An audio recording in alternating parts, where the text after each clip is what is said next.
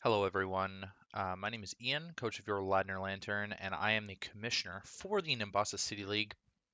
And this is your season recap for the NCL Season 2.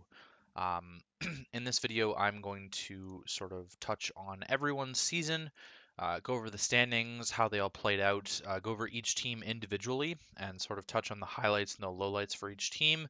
And also, if you all remember, or if you don't remember, you should check this out now before finishing this. Each coach was part of a series called Coach Profiles, where we performed an interview and asked a bunch of questions. And I have some predictions that the coaches made in their interviews before the season started, excuse me, that we will touch on and see how accurate they were to the actual move kill leaders and Pokemon as kill leaders. So, hopping right into things here, let's touch on the standings. So, in each division, these are how the standings turned out. The Wiltshire War Totals winning the Little Root Division 9 and 3 plus 21 with the second best conference in the league, or record in the league, sorry. Seattle Raptors sneaking into the wildcard 2 spot in the Little Root Division with a 6 and 6 record, minus 8 differential. And the UNC Wingles making a strong push for the last playoff spot, but unfortunately being eliminated in week 11 with a 4 and 8 record, minus 13 differential. On the other side of the Hoenn Conference, you have the Oldale Division. The Green Bay Pods barely winning that division with a 7 and 5 record plus 10 differential. Cleveland Cavaliers pushing their way into the wildcard 1 seed from potential elimination, going 6 and 6 with a minus 1 differential. And the Adelaide Overheat unfortunately missing out on playoffs for a second straight season with a 5 and 7 record and a minus 3 differential. Over on the Sinnoh Conference, the Twin Leaf Division, the Crab Kidabbies had locked in their division very early on with a 6 and 6 record plus 1 differential. The Detroit Terravolts unfortunately missing out on playoffs with a 3 and 9 record minus 16 differential, as well as the Snowpoint City Blizzard with a 3 and 9 record minus 25 differential for the worst record in the entire league. For the best record in the entire league, myself and the Ladner Lantern clinching the Sandgem division at the last possible second with a 9 and 3 record plus 23 differential. The Tampa Bay Weasels, who had a very strong season throughout the season, picking up that wild card 1 seed in the Sinnoh Conference, with a 9 and 3 record plus 20 differential, and the Atlanta Raptors cruising their way into the wild card 2 seed with a 5 and 7 record minus 9 differential. In terms of how the conferences laid themselves out, uh, at the end of the day, it was in fact the bottom two teams from each conference that were eliminated. This is not always the case. There are ways where this can't happen, just based on how the seeding works. Excuse me. A division winner could a division in itself could be very weak, and that's how it would end up. But overall, the Wiltshire War Totals, Green Bay Pods, Cleveland Cavaliers, Seattle Raptors making playoffs from the Hoenn Conference. The Adelaide Overheat and the UNC Wingles barely missing out. They were actually both very close to making playoffs. The Hoenn Conference was very close, tight conference with only 2 wins between the second place and fifth place teams. In the Sinnoh Conference, it was kind of a whitewash for most of the season, with the 4 playoff teams being decided very early on, and two of the wildcard 2 seed and the Twin Leaf Division title both being decided very early on as well. It was a battle to the end, though, for the Sandgem Division title and who would become the wildcard 1 seed. In the end, I came out on top, and Ben ended up with the wildcard 1 seed. So, the first team on the book now is going to be, we're going to go in alphabetical order. So, the first team up is going to be Jed and the Adelaide Overheat. He finished the season 5 and 7 minus 3, finishing 5th in the Hoenn Conference. Not the result that he was looking for. As you can see, he predicted he would have a positive record.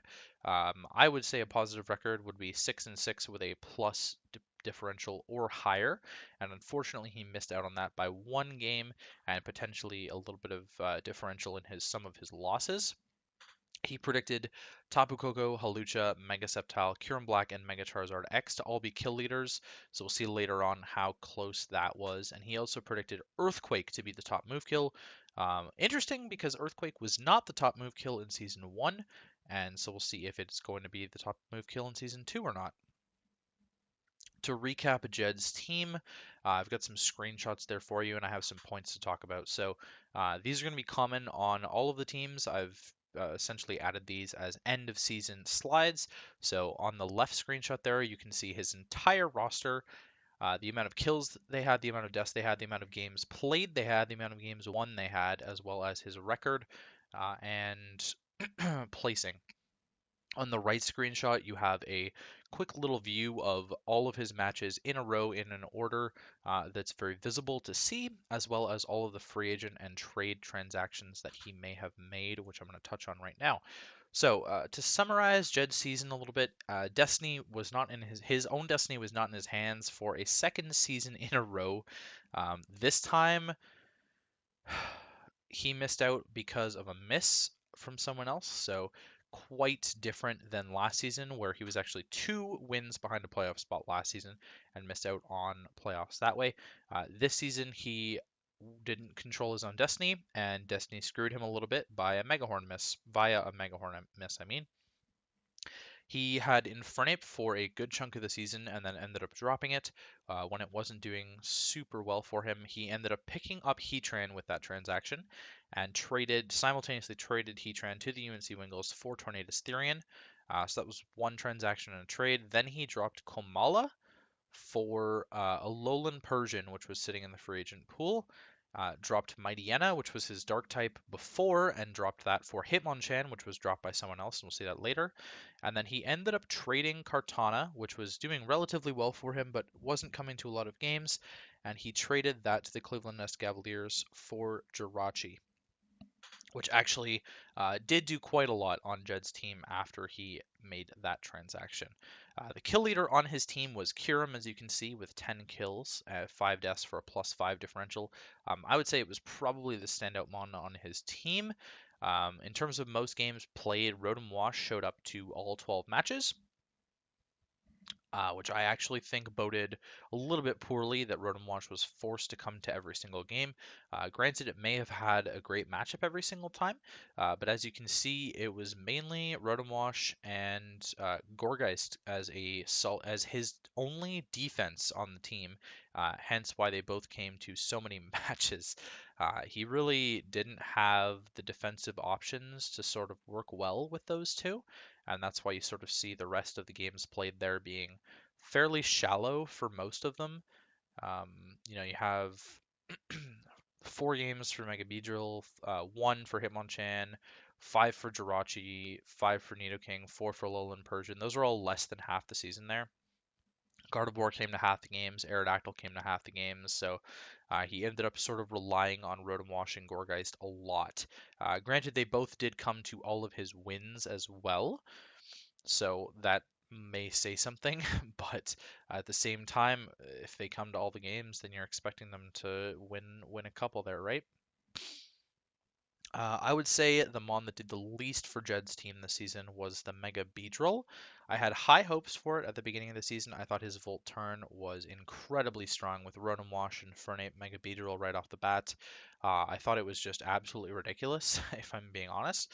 It looked really powerful. Kamala you could throw in there too as a nice U-turner as well. His pivoting just looked amazing.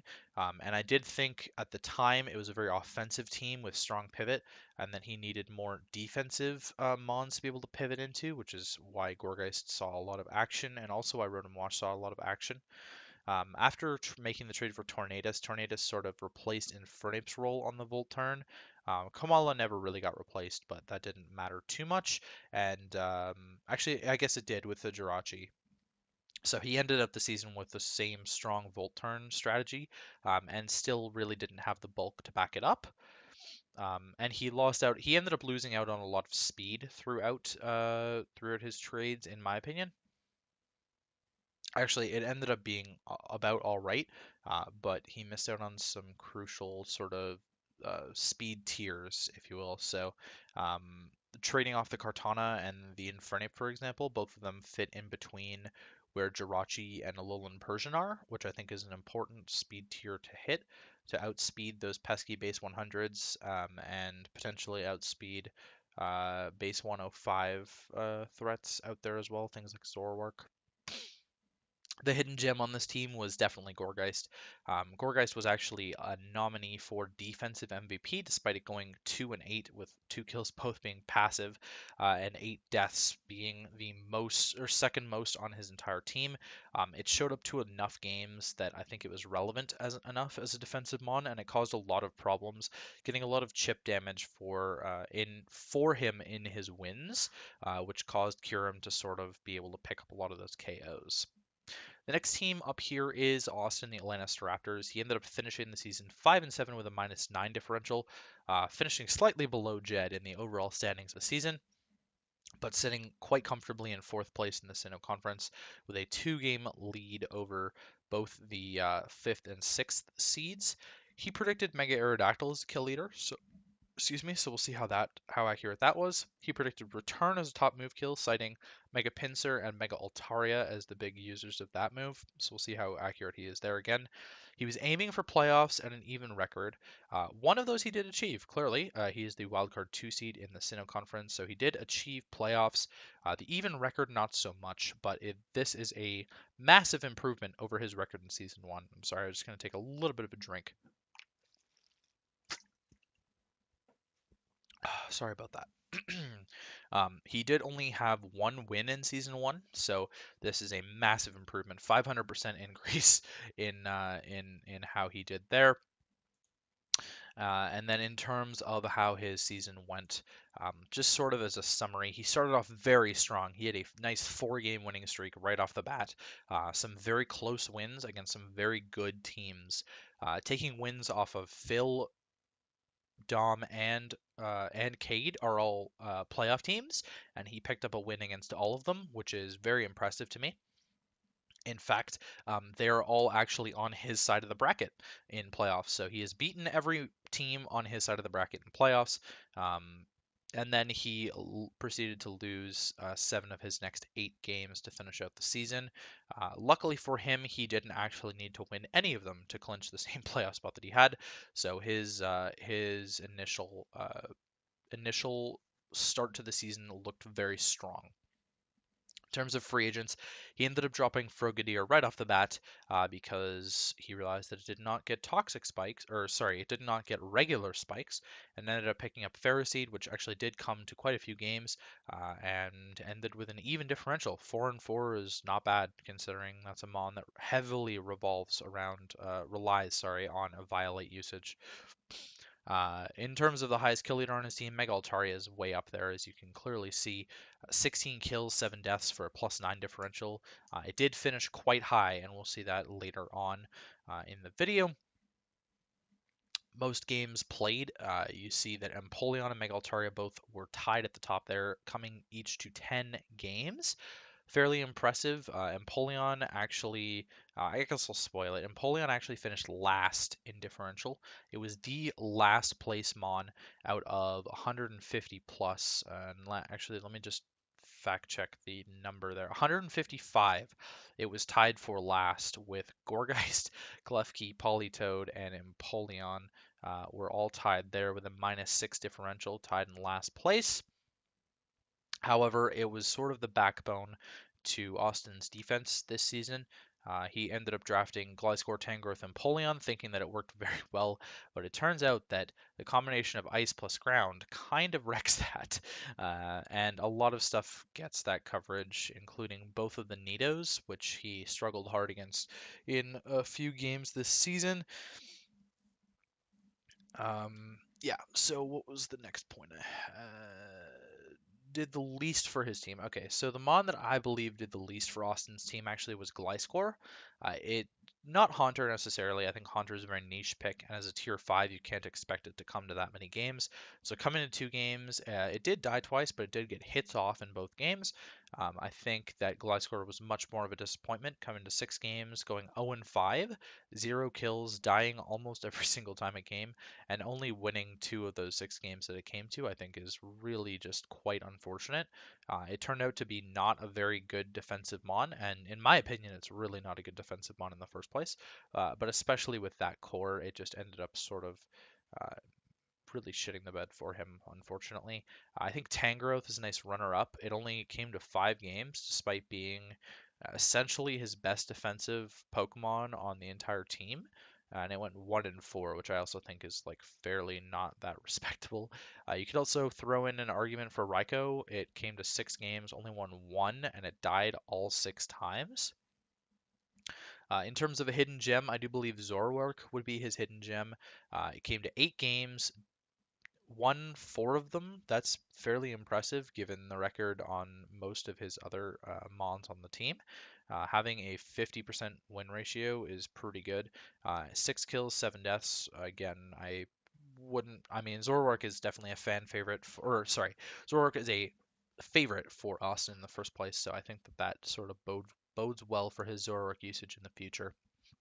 The next team up is Dom and his Cleveland Cavaliers. He predicted his own Mega Charizard X and My Como-O to be kill leaders at the end of the season, so we'll see how accurate that is. He went boring and went with Earthquake as the top move kill, and he predicted a positive record. I would say that he did not achieve his prediction of performance. Again, like I said earlier, I think a 6-6 record with a plus differential or a positive differential is what I would consider a positive record. So he was only 2 differential points away from a positive record in my mind. Something that he could have cleaned up in other matches potentially that he lost, and we'll touch on those right now. So I think a nice summary for Dom's season is that he really ended up picking on the weaker teams. I think the only team that I would consider strong that he beat was the Green Bay Glasspods. Besides that, he lost to every team above him in the standings and ended up losing to Austin as well, who finished below him in the standings. It's actually pretty incredible that he lost to Magic, who finished last in the league. That was one of Magic's only 3 wins.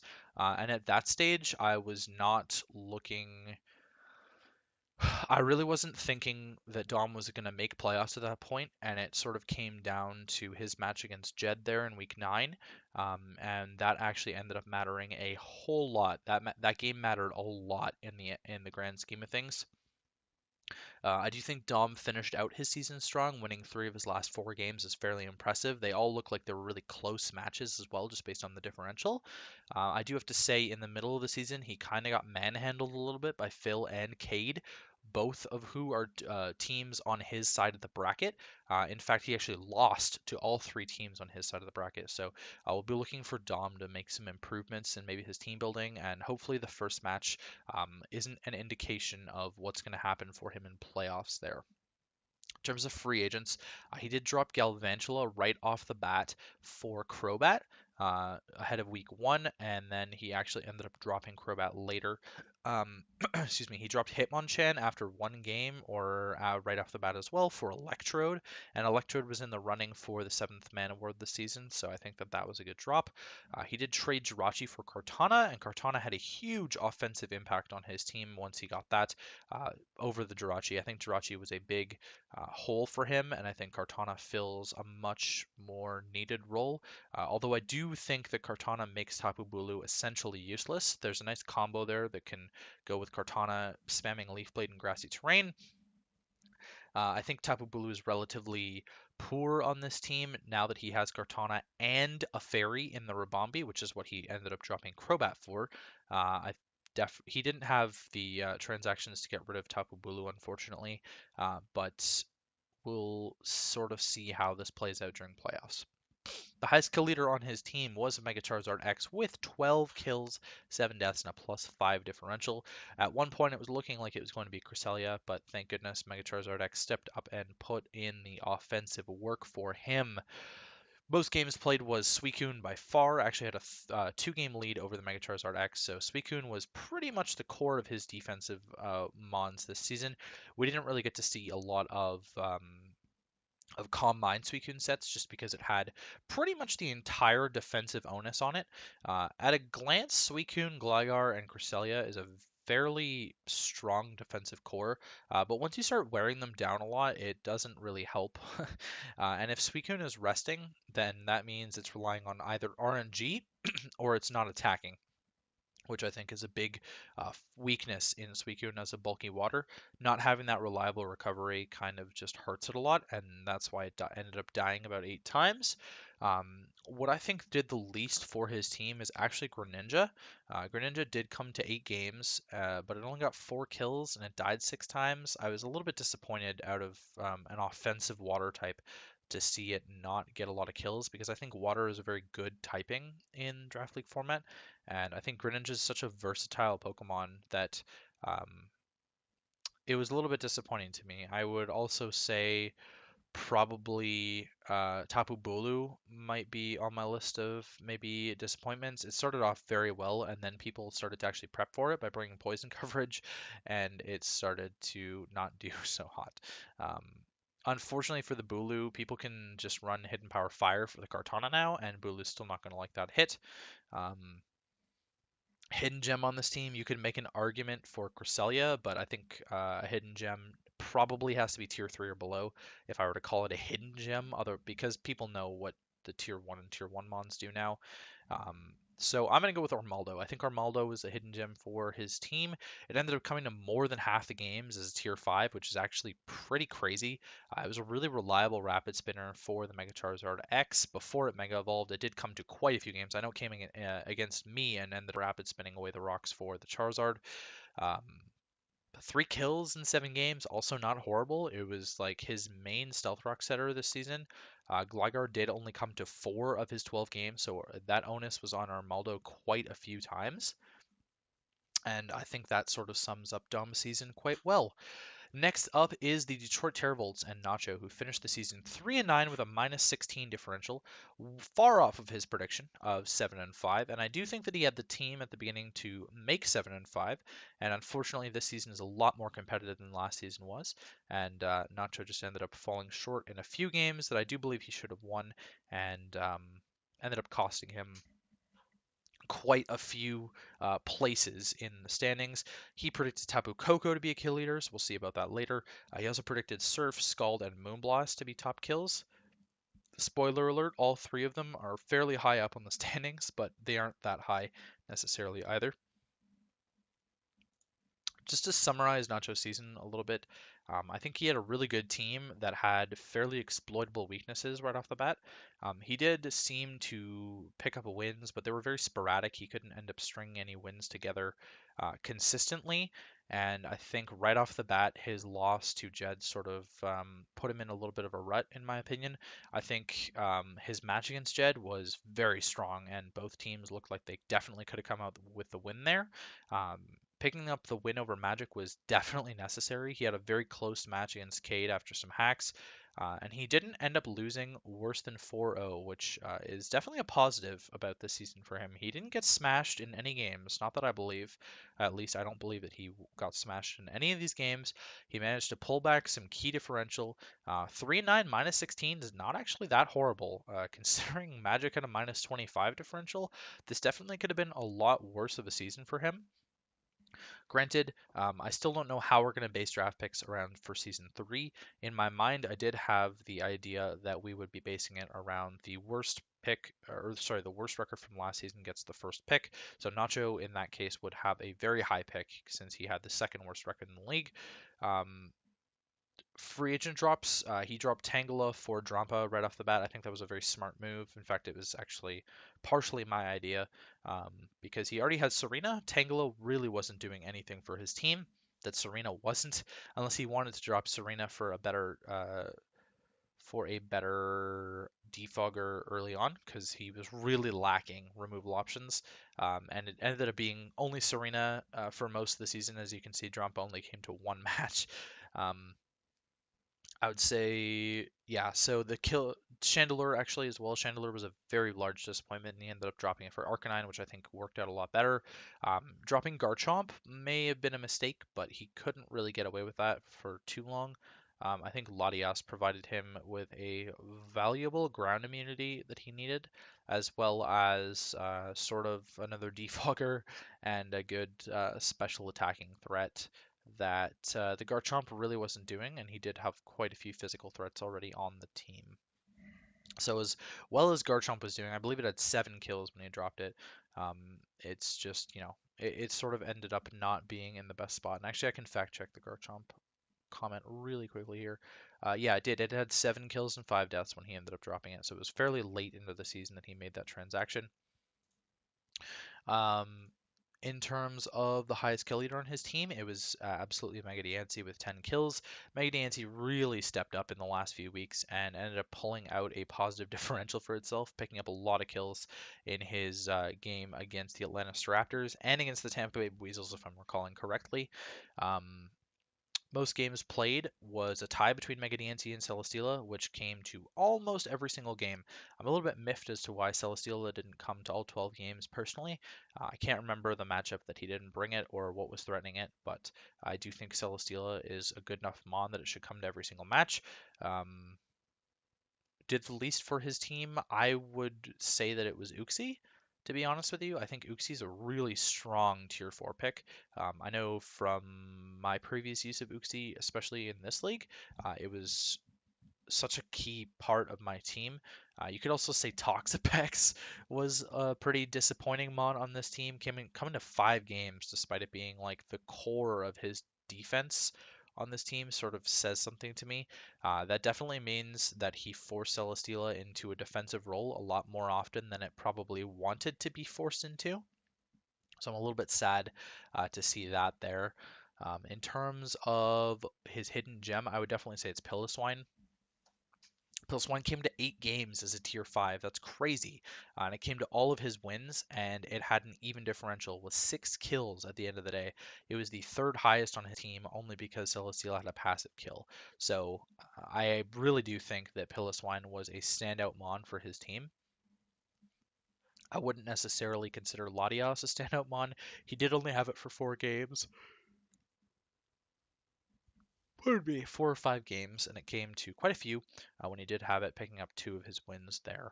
Um, I guess 5 weeks then, since 2 wins means that he brought it in week 8. Um, but he really didn't have it the whole season, so it's hard to say there. Buzzwole, unfortunately, he did only win the 1 game with it, but it came to half of his games. It had close to an even record. It's standout mon to me. Just because of his loss against Cade. Pulling that game back to a 1-0 just from Thunder Punch paralysis against Vaporeon is absolutely insane to me. So I would definitely say Uxie. Because Uxie underperformed, it meant that Pilliswine had to come to set rocks a lot of the time, and you don't really want to be bringing your tier 5 all the time. Luckily for Nacho, his tier 5 was actually really broken and probably won't be tier 5 for much longer. Next team up is Matt and the Green Bay Glass Pods. I'm just going to take another swig of water here. He predicted playoffs, very modestly predicted playoffs for himself, which he did achieve, of course. He predicted Mega Sceptile, Tapu Koko, Volcarona, Mega Sharpedo, and Mega Charizard X as the kill leaders. Historically, Tapu Koko, Volcarona, and Mega Sharpedo have done well in this league. Granted, there's only a 1 season sample size before he made these predictions, but I think those were safe bets. He did predict Liquidation as a top move kill for his Mega Sharpedo in particular, and Liquidation actually did perform fairly well. It was not a top move kill, unfortunately, for spoilers there, but I can go through and find where Liquidation was when we get to that part. Sort of a summarize Matt's team, I think Matt is a very strong coach, and he started off the season relatively poorly, made some good free agent drops, and ended up losing some key matches later to some really good teams. He actually managed to beat everyone underneath him in the standings. Except for one team, the Cleveland Cavaliers, and he performed very well against the teams that were underneath him, which is definitely what he had to do to put himself in a position for playoffs. He lost against some good teams, and I think that puts him at a relative disadvantage, I would say. He did beat the Seattle Raptors, who are on his side of the playoff bracket, but he lost to myself and to Ben. Both early on, he did beat Ben in a meme match in week 12, so I can't necessarily say that he's at a disadvantage on his side of the playoff bracket. Matt did make semifinals last season. I'm expecting that out of him again, at the very least. Semifinals, I think that he definitely has the mentality to be able to go and win the whole thing, though. terms of free agents, he made both of these at the same time, dropping Skarmory and Electros for Thunderous Incarnate and Registeel, and I had such high praise about these drops. They made his team so much better. He picked up the exact same typings, picked up a better Stealth Rocker in my mind, a better wall in general, and Thunderous, which it was an amazing setup sweeper for his team. Huge special threat, also relatively a physical threat, and it put a lot of offensive pressure on teams. He basically upgraded his offense and upgraded his defense at the same time.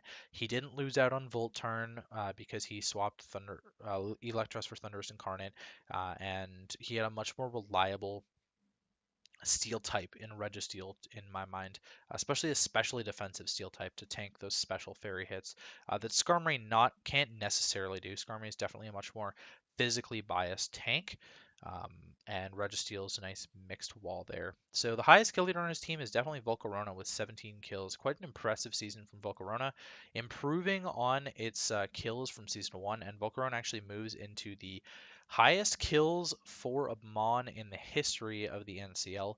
Again, it's only 2 season sample size, but Volcarona has proven itself to be very dominant in this league, especially with Matt at the helm of the Volcarona, as he has been for both seasons. Most games played on his team, he has quite a few things tied there with 8 games played. The Latios, the Volcarona, the Donphan, the Thunderous Incarnate, and the Florges all came to 8 games, which is only 2/3 of his matches. So we did see that he liked to switch things up quite a bit. Unfortunately, you see Decidueye, Girder, and Regice all with 2 games played. I think Decidueye is the biggest um, disappointment that way. It's not the biggest disappointment on his team, but I would have liked to see Decidueye come to a lot more games than it did. Pardon me. I can't fault him for not bringing his tier 5s that often. Again, tier 5s are meant to fill more of a niche role rather than come every single week, and Regice definitely performed in the 2 games that it did come to. Girder actually died passively both times that it came, which is pretty hilarious in my mind, because that's not necessarily a mon you would think that would die passively. So, ding the least for his team, I want to say it's between Mega Sharpedo and Latios, honestly. Both of them really underperformed this season. Mega Sharpedo had 19 kills in season 1, and it had 5 this season. That is a big downgrade, especially for a round 1 pick. I don't think that Mega Sharpedo put in the work that Matt was expecting it to. I'm not sure if that's just because he wasn't able to draft better breakers to work with Mega Sharpedo. He definitely took a different approach to the Mega Sharpedo team than Cade did last season. Cade had a lot of hard hitters and not a lot of bulk to back up Mega Sharpedo. And so Mega Sharpedo definitely filled the role of a cleaner more often than not on Cade's team rather than a breaker. And in my mind, Mega Sharpedo was more of a breaker on this team where Volcarona could clean up, just based on all the bulk that Matt had drafted. Skarm Florges is gross, but Florges plus Registeel plus Donphan plus Decidueye plus Weezing, excuse me,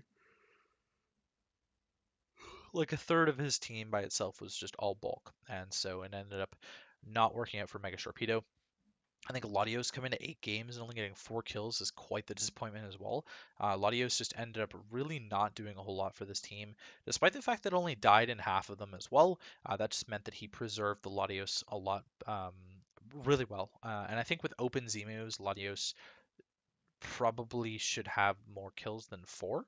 Um, Especially as a premier offensive dragon, giving him a really good speed tier.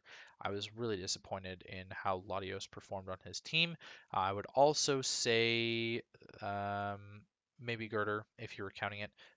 Girder, well, I mean, historically, Girder hasn't done that well, but Donphan potentially. It died a lot and didn't get a lot of kills. I think it was pretty much his primary stealth rocker, considering Registeel only came to 5 games. And so it had to fill the role of a defensive mon more often than not, and didn't get a whole lot of damage in on things. Hidden gem on this team, I would say, is Weezing. Pardon. Only came to 3 matches, but it got 3 kills, and only it did die every time. But 3 kills, 2 wins. I mean, I would say that's probably pretty good. Picking up the Thunderous Incarnate was definitely a big move for Matt, but it's a tier 1, so we can't really call that a hidden gem. Regice would be my other choice for Hidden Gem on this team, just because it performed very well in the two games that it showed up to. Next up is the Krabby Kadavies, finishing 6 and 6 plus 1. He predicted Mega Pinsir, Mega Sharpedo, and Zygarde 50% to be kill leaders. We'll see how that fared. He did predict 9 and 3 or an 8 and 4 record. He probably could have got either one of those depending on how his last four matches actually had gone. He did FF his last four matches when he was already locked in. He predicted Earthquake and Thunderbolt as the top move kills, and we'll see how close he got. So as a summary of Cade's season, um, I'm not really sure how to summarize this. You can't really evaluate it that well just because of his four FF losses at the end of the season. He went on a tear after making some free agent trades, and he ended up solidifying his spot really early. He started off the season very shaky, in my opinion, actually. I think his first five matches were actually pretty shaky, losing two of them and then winning three of them with a +1 differential. I mean, those are really close matches. Like, he almost lost to Jay and Nacho, who were the 10th and 11th place teams respectively. I don't think that boded well for his season. He did end up taking a win off of Phil. Arguable that that should have been an FF loss in his an FF win in Phil's favor just because he ended up bringing some free agents that weren't active that week. He smashed the Snowpoint City Blizzards, smashed the Adelaide Overheat, smashed the Cleveland Cavaliers.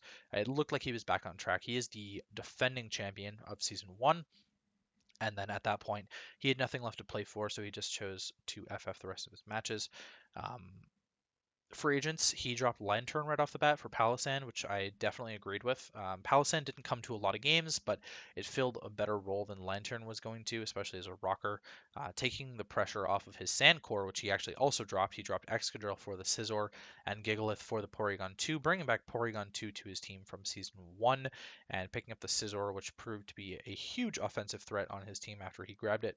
He won every single match after picking up Scizor. Excuse me, and Scizor put in a lot of offensive work. Excuse me.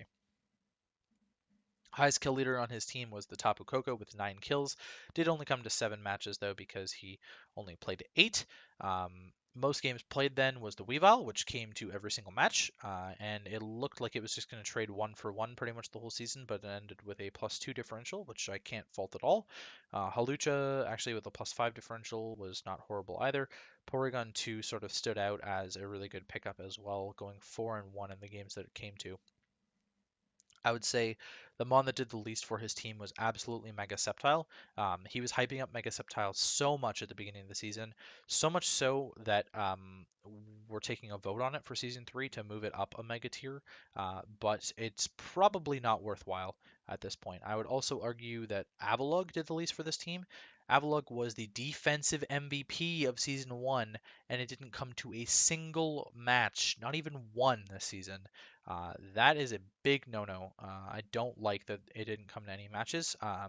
His defense really heavily relied on Vaporeon early in the season, where he basically didn't have a defense. And then after picking up Porygon 2, he's still really lacking on defensive mons, especially when his team is really weak to knockoff. Hidden gem on this team, I would say, is probably this is a really tough one. I would say it's probably Porygon 2, potentially Delphox. Delphox actually did come to a few matches, came to half of the matches that he played, and I think Delphox did a lot of work. Halucha, I mean, people know what Coco Lucha does, right? Like, you can't necessarily say that Halucha was a hidden gem despite how well it did. Scizor, same thing. It's tier 1, so you can't really say that's, doing what it needs to. Palossand definitely filled the role it needed to do. I still wouldn't call it a hidden gem. Same with Vaporeon. Vaporeon actually performed relatively poorly this season, and if his Vaporeon was actually any good, it would not have got fully paralyzed 3 times against Nacho. That's not a It's not a hit against Cade by any means. It's just that Vaporeon just hasn't worked out well for him this season.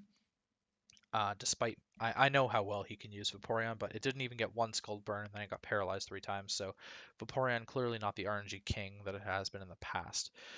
Next up is myself, and I'll sort of talk about me a little bit faster than the other teams, just because I don't really want to touch on my highlights too much, because I'm going to talk about that in my own season recap. I predicted Mega Pinsir, Infernape, Mega Sharpedo, Mega Charizard X, Kyurem Black, or Manaphy to be kill leaders. I also predicted Crunch and Dragon Claw to be top move kills. I had a lot of faith in Mega Charizard X and Mega Sharpedo. That was maybe not rightly placed. I did predict playoffs, which was again probably a modest prediction. I do have the best record in best regular season record this season, and I had the second best last season. So historically, I've performed well in my own league. I don't know if that's because I put more effort into my own league or what, but I did make playoffs and attained my goal. Summary of my season, I think my team wasn't that strong, but I did have a very strong season overall. I didn't have any consecutive losses yet, although I did lose week 12, so I could have consecutive losses in week 12 and round two. I think I performed really well given that I only had one tier one on my team and a relatively low value tier one in my mind in the Mew as well. I managed to make Melodic the defensive MVP this season, and I was voted coach of the season as well, which are pretty high honors, especially coming from my peers who had three very good options in coach of the season votes, and I sort of won that by a landslide. Melodic also won defensive MVP by a landslide, so I do want to thank everyone who ended up voting for me and everyone who voted in general because I liked the entire awards process. And if you've made it this far, then congrats to you as well, because this is 40 minutes in and we're only on me. I'm like the seventh team, so this is going to be a really long video, by the way.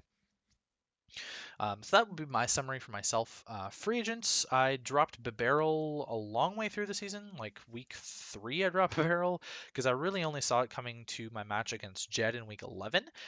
And uh, I mean, Barrel actually would have done really well against Jed in week 11, but I wasn't willing to keep it that long just for it to do nothing. So I ended up dropping it for Stunfisk, which came to 3 matches, wasn't great. I mean, I can't really say that it came to 3 matches because it came to a meme match in week 12, and but there you go. I did drop Sylveon very late, right at the trade deadline. Actually, I dropped Sylveon and picked up Nihilego, and Nihilego has performed so well for me after picking it up. Picking up a grounded poison type to get rid of T-Spikes against my team was huge. Picking up a rock type was huge, and picking up another specially defensive mon as well as a special attacker. I think it just made Sylveon completely worthless on my team when I already had a Alolan Ninetales as my fairy. So I definitely think Nihilego was the right pick up there, and I probably should have just taken Nihilego right off the bat.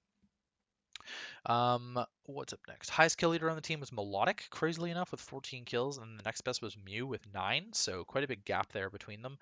Um, most games played was Mew coming to 11 games. Alolan Ninetales came to 10. Seemed to be the core strategy there was that I would bring Mew a lot. Melodic came to 8 out of my 11 games, so Mew did come to all of them because I did get an FF win in week 9.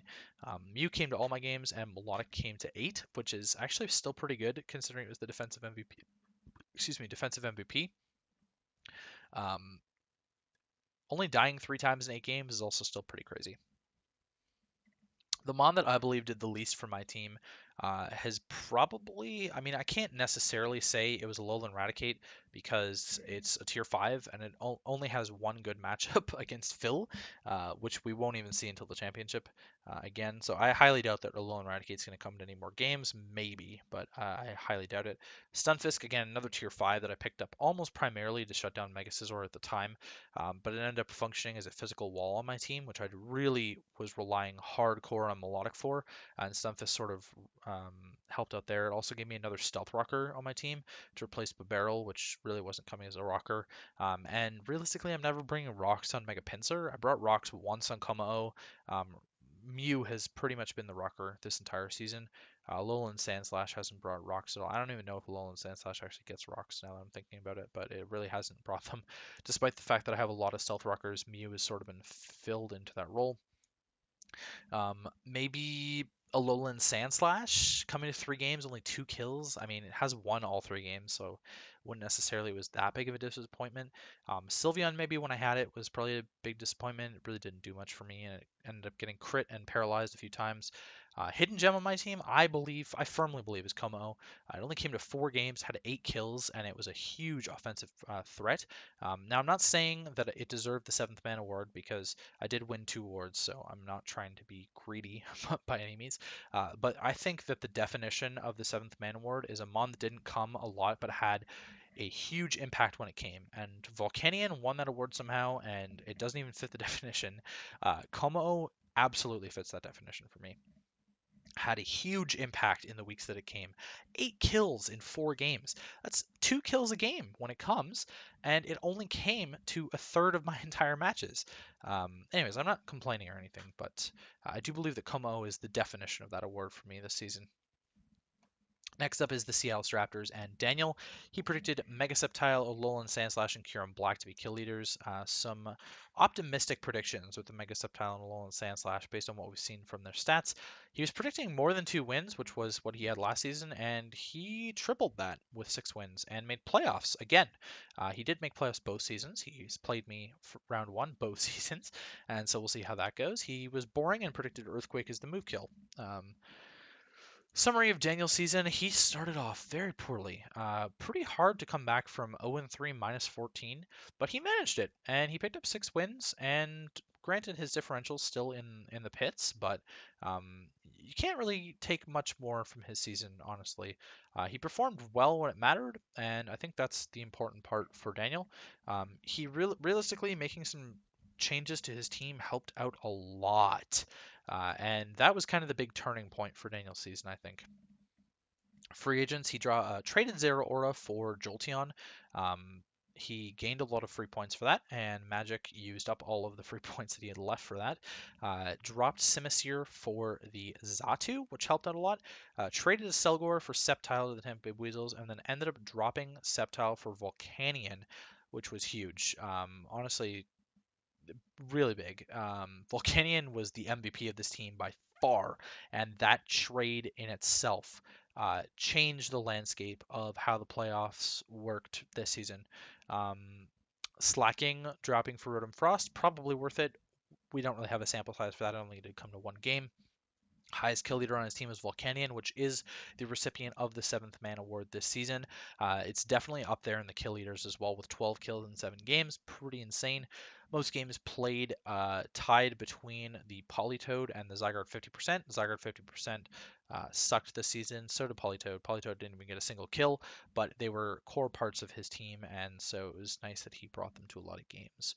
The Mon that did the least on his team, I would say, is Mimikyu. Came to 3 games, died at all 3 games. Didn't really do much for him. Only won 1 of his 6 games. I think that's pretty poor. You could also argue that Ditto, coming to 5 games, only winning 1, was pretty poor. It seemed that he had a lot more success with just using Ditto in prep and not actually bringing the Ditto, which seems to be fairly common for Ditto. Although the fact that he brought it to 5 games and he only brought Scarf Ditto 3 of those times stands out to me. 4-4 for a Ditto is pretty good as well as a record. And that's why I would say the Ditto is actually his hidden gem on this team. You can't necessarily say Volcanion or Scolipede are hidden gems. I think Mega Swampert definitely underperformed. So did Zygarde 50%. Mimikyu absolutely underperformed, and so really the only option left is the Ditto. Jolteon didn't perform very well either. In fact, I definitely have the stat line wrong for it because there's no way it could have died 6 times and only come to 5 games. So it probably came to a 6 game, but there you go there. Next up is the Snowpoint City Blizzard and Magic. He predicted Zero Aura, Mega Sceptile, Mega Pinsir, Mimikyu, Mega Sharpedo, and Hawlucha. All of those are very optimistic again. He did predict playoffs for himself, which is definitely an achievable goal given his season 1, but he did not perform very well throughout the season. In my mind, he actually underperformed quite heavily. But given his team, that's not to be unexpected. He predicted Liquidation to be a top move kill, and he cited Quillfish in particular as the reason for that. And we'll note that that is absolutely true. Quillfish was definitely one of the reasons that Liquidation was up there in kills. In terms of his team, I would say the summary for his team is that he drafted poorly, and then his free agents didn't necessarily help his team as much as I would have liked to have seen. In terms of the free agents, he did drop Shaman and Masquerain right off the bat. He dropped Shaman for Ludicolo, I believe, and he dropped Masquerain for he dropped Shaman for Klefki and Masquerain for Ludicolo. Ludicolo did a lot of work on this team. Klefki came to a lot of games and offered a lot of utility. I liked Shaman on the team, if I'm being honest. Masquerain, I mean, Webs would have been nice. Another Intimidate Mon with the Landorus Therian would have been nice.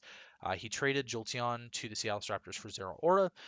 Zero Aura was definitely an offensive threat when it was on Magic's team, and I think picking up Zero Aura and using a lot of those points that he had left over was really good. He ended up having like 100 free points left over, and just using up some of those free points was pretty helpful in the end. or 120 free points maybe. Just because he like relied on taking a lot of tier fours in his free picks, which was a little bit strange considering he picked Mega Aggron out of the megas. Um, what's next? We talked about the free agents. Highest kill leader on the team was Quillfish with 8 kills, which is like crazy with a team with Landorus Therian on it. And then Ferrothorn and Meloetta were tied in second with 6, which is also crazy with the Landorus Therian on the team. Um, yeah, most games played fell to Pelipper and Meloetta, which both came to 11 of his 12 games. Pretty insane that they both came so much. Same with Quillfish, 10 games. Like, that's insane to me when Lando only came to 3. Uh, One that did the least on this team was absolutely Lando. 0 kills for Landorus Therian, which was his first overall pick. Very disappointing. Hence it winning the Untapped Potential Award this season. I think Lando was a massive disappointment overall and not worthy of a first round pick, considering the amount of work that it did this season. Um, Hidden gem on this team, absolutely Quillfish. Quillfish should not be getting 8 kills, and it also should not be coming to 10 games as a tier 4, and it put in a huge amount of work for Magic. I will give him all the props in the world for Quillfish doing as much work as it did. Next up is the Tampa Bay Weasels, coached by Ben. He predicted his own Kieran Black, very humbly, his own Kieran Black to be kill leader. He wanted to go above 500, which he has done, and as well as possible, he probably, I mean, technically he could have gone 12 and 0, but 9 and 3 is still really good. He did finish third overall in the league, which is really strong still. Wildcard 1 seed is nothing to scoff at, considering he was fighting for the division title all the way until the end. He did predict Draco Meteor to be a top move kill. I think Draco Meteor really didn't get a whole lot of kills this season, but he was definitely thinking of Kieran Black in mind when he was talking about that. Summary of Ben's season is really just that it was a strong season overall. I mean, he finished out not super strong, but he did meme in his last match, so can't really count that game, which means he basically didn't lose worse than 2-0. And his loss to Daniel and the Seattle Raptors broke the 5 game winning streak, which is tied for the highest this entire season. So, not much to say about there. He went on some really big win streaks and picked up some clutch wins. He maybe didn't punish some teams as much as he could have. I think playing against someone like Magic in week 1, he could have punished that a lot more based on how Magic had played. He did punish me quite well, considering I was the top team in the league at the end of the season, and he beat me 4-0, which was like really impressive. Um, Losing to Daniel seemed to sort of throw all of us off the scent that he is actually he's actually not invincible. It seemed that way up to that point in the season, is that he was sort of an invincible player, and his team definitely performed very well for him, but um, it sort of it put the chink in his armor that ended up pushing him down into second place in the conference. Free agents, he dropped Pincer right off the bat for the Kecleon, which I think was a smart move. Or no, was it Sceptile? No, he dropped it for Kecleon, Sceptile? I can't remember what he did. I'm pretty sure he dropped it for Kecleon to grab a better Stealth Rocker. He was looking for a Stealth Rocker, and Kecleon was a much better choice for his team. Kecleon, I would say, is maybe a hidden gem for the team. I didn't say that it's his hidden gem for the team, but it might have been. He ended up trading Sceptile, which was entirely worthless. It's a horrible Pokemon without.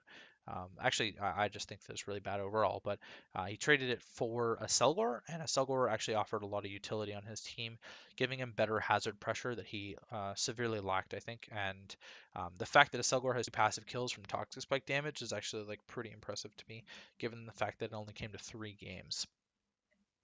Um, Highest kill leader on the team was the Gengar with 16 kills. Kieran Black was also up there with 12, and Zapdos with 11. 3 Mons in the double digits is very impressive. Reminds me of my team last season. Most games played on his team. Kieran Black came to all 12 games, won all 9 games with him. I think that's really impressive. Mega Scizor and Gengar and Kieran Black came to a lot of games together.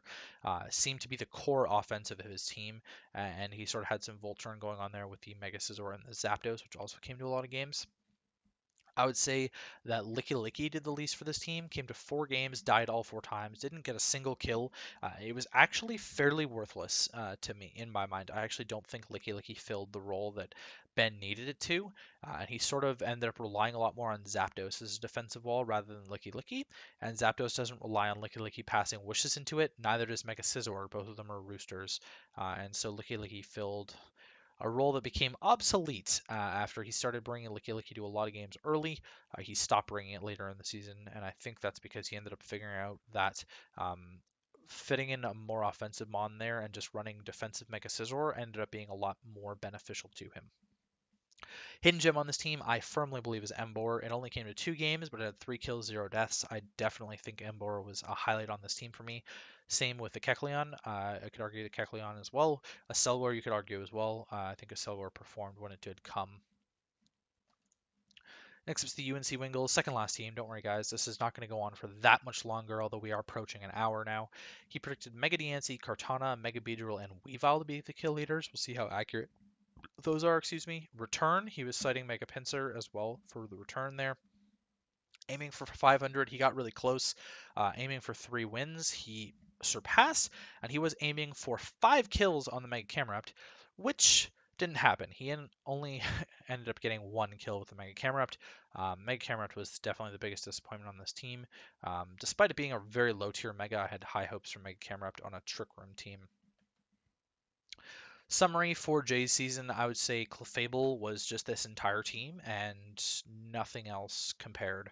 Um, Jay had a horrible start, winning 1 of his first 8 games, and then he went on a tear at the end of the season, winning 3 of his last 4. Unfortunately, just falling short of making playoffs. He was very close to making playoffs throughout, just because of how close the Hoenn Conference was. The free agents, he dropped Porygon 2 for Cloyster, and he dropped Jellicent for Dusclops, which I think worked out in his favor. I kind of missed Porygon 2 on this team and Jellicent, both of them as Trick Room setters, just because Dusclops was like his only Trick Room setter at the end of the day, and Dusclops and Gothitelle, I think, were the only Trick Room setters, and it sort of defeated the purpose of having his under base 100 speed team when he barely brought Trick Room, maybe to 1 or 2 games, maybe. And then Tornadus Therian was sort of a joke pick, I guess, and he ended up trading to the Adelaide Overheat, who dropped Infernape for Heatran, and then they made a swap for Heatran for Tornadus Therian. Torn did really well on Jed's team and did horribly on Jay's team, and Heatran did just as poorly on Jay's team, if not worse. I don't like, I didn't like those whatsoever. Um, Highest kill leader was Clefable with 13 kills. Crazy Mon won Best Glue Mon because it literally held Jay's season together. Clefable got a lot of kills against both Nacho and the Detroit Terravolts and Phil and the Wiltshire War Turtles. Clefable bodied both of those teams, and Phil took a massive beating. Considering Phil was the second place team in the entire league, losing 5-0 to the last place team in his conference, just like that's the biggest upset for me this entire season was Jay beating Phil and absolutely destroying him with Clefable. Most games played went to the road of Mo, which seemed to be a big part of his defensive pivoting around the season. I would say biggest disappointment again, it's got to be Mega Camerupt or the Bisharp. I mean, Bisharp went 1-2. It did win 2 games, but like Bisharp didn't do anything this season. I don't know, man. That's just sort of what I'm thinking. Hitmonlee came to 5 games, didn't even win a single game. Like that's a little bit disappointing as well. He brought like 2 normal gem sets, which was really good prep on his part, and just didn't do anything. And then the hidden gem on this team, in my mind, is Dusclops. Dusclops came to half of the games, and it was the core part of his defense after dropping Porygon 2 and Jellicent. Dusclops was a major contributor on this team. Last but not least, the last team is the Wiltshire War Turtles and Phil, who predicted Kyurem Black, Excadrill, and Tapu Koko as kill leaders. We'll see how close that was. He predicted playoffs, which he did achieve. Very good. Earthquake, Scald, Toxic, and Thunderbolt. All really good move kills that he picked as kill leaders, and we'll see how accurate he was actually when we get to that slide. Summary of Phil's season, he's just strong season all around, honestly. Just like Ben, just like me. He had lots of consecutive wins and just like sporadic losses thrown in there. Really close losses, actually, except for his loss against Jay, which was really disappointing. And a lot of big wins. 4, 4, 4, 4, 4, 5. Just a couple 2 wins in there that really, were unfortunate. He did have the offensive MVP of his team was the Conkeldurr. Phil is the only team that didn't make any free agent transactions, so he's sticking with the same roster that he drafted.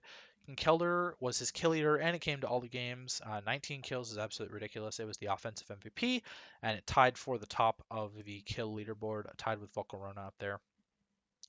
The least useful member on this team, in my mind, is definitely Tauros or Rotom, but both of them are tier 4s, so I don't know what you could say there. He brought a lot of a balance there. Whimsicott, despite it only coming to 4 games, won all 4 games. It was very impactful in the games that Whimsicott came. Gudra, maybe, I would say Gudra was pretty worthless on this team overall. Umbreon filled its role a lot better, and Umbreon came to 9 of the matches. Hidden gem on this team is definitely Bronzong. Solid tier 4 pick.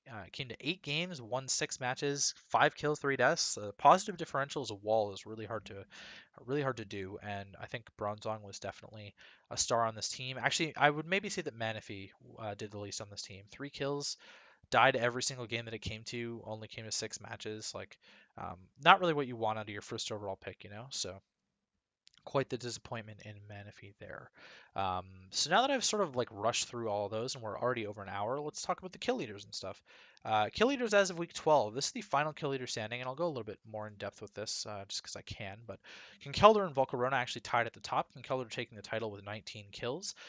Both of them with a plus 12 differential. Melodic in third with an 11 differential, 14 kills. Pretty insane for Melodic to be there.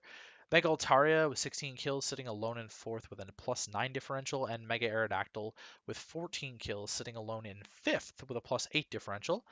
Below that was a tie between Gengar, Volcanion, and Clefable, each with a plus 7 differential. And to round out the top 10, Kyurem Black and Zapdos both tied with a plus 6 differential. So in the top 10, you had 2 from the Wiltshire War Turtles, 2 from the Tampa Bay Weasels, 1 from the Liner Lantern, 1 from the Atlantis Raptors, 3 from the Tampa Bay Weasels, actually, all 3 of those, and 1 from the Seattle Raptors. So not an entirely balanced top of the leaderboard there, but pretty well there. Um, Hawlucha, Como, Mega Charizard X, Kartana, and Kyurem all had a plus 5 differential. Those are sort of standout mons as like hidden gems to me on the teams. And then, of course, I talked about Empoleon being a huge disappointment at the end of the season there. Same with Politoed, dying 6 times, not getting a single kill was really bad. For the longest time, excuse me, pardon me, for the longest time, Pelipper was at the bottom, and it just ended up not doing anything this season. So, who got close to these? Well, no one predicted King Keldor to be a kill leader. Only Matt predicted his own Volcarona. Nobody predicted Melodic. Nobody predicted Mega Altaria. And only Austin predicted Mega Aerodactyl as the top 5. Um, Worthy to note, nobody predicted Gengar. Nobody predicted Volcanion because it wasn't drafted. Nobody predicted Clefable. Nobody predicted Zapdos. And a couple people said Kyurem Black, which, you know, is relevant, but at the same time, Kyurem Black was 9th. So, eh, looks like the kill leader sort of surprised us once again. I mean, no one really thought that Mega Gardevoir was going to do as well as it did last season, and it seems that some of the tried and true Mons that are kill leaders in this league just ended up not putting forth the offensive pressure that they did this season. Specifically, Mega Sharpedo is kind of what I'm talking about.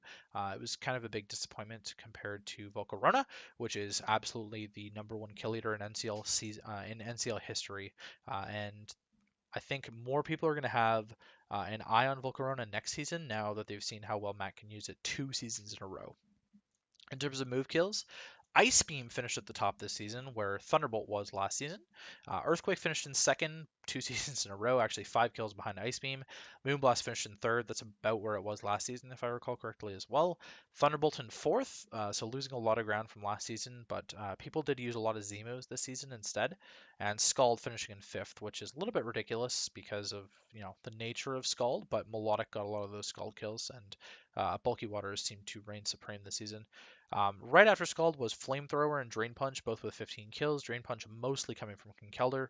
Then it was Hidden Power in 8th. Toxic, Return, and Earth Power were all tied for 9th with 12 kills each. So the prediction of Toxic and Return were not super duper far off. Worthy note also, Liquidation and Dragonclaw had 10 kills. Those were also moves named.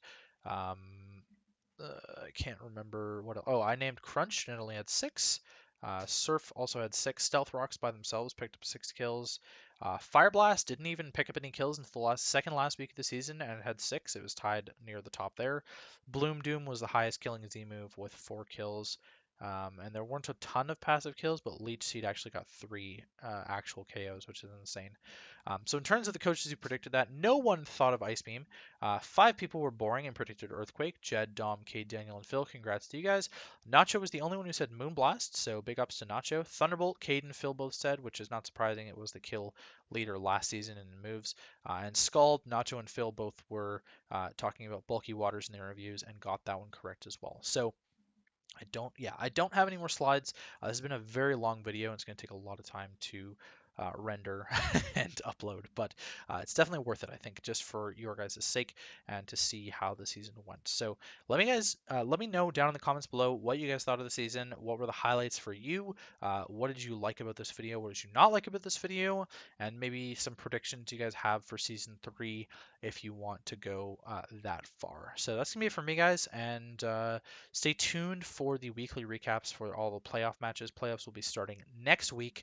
Today is August 27th, and playoffs will be starting on September the 3rd, I believe. So have a good one, guys, and I will see you later.